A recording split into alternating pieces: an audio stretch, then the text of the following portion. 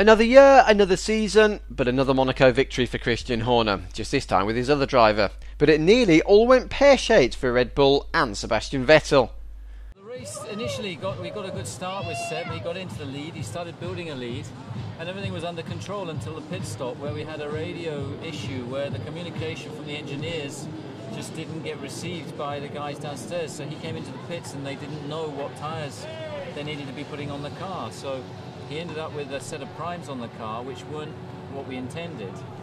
And we said, okay, right, well, now we need to engineer our way out of this. And it wasn't a bad thing, because the prime, we thought, we'll use it in the middle of the race and put the soft on at the end. But then Sebastian he managed to make the prime work, and we called him in and he said, no, these tyres are fine, they're fine. And we said, okay, leave him. And it was almost like going up to the casino and putting everything on red.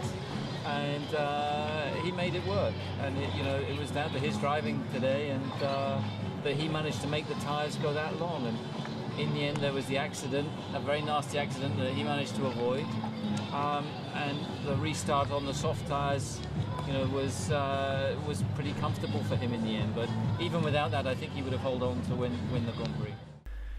So that's now 5 wins from 6 races for the German. Well, today you've got the pressure of racing in Monaco with the barriers only millimetres away. You've got tyres that are degrading. A lot of debris on the circuit as well. Huge pressure from behind, and Sebastian dealt with all of that without any problem. And I think that's just how he's developing, how he's growing, as a person, as a driver.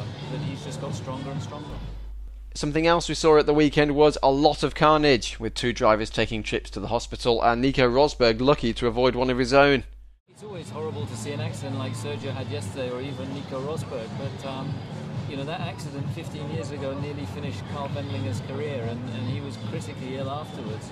Sergio Perez only has bruises, and that's testimony to the FIA with the safety of the car and the barrier now, that he could absorb that kind of accident with only a bruise. So for sure more can be done, but it's a huge long way that we've come since 1994.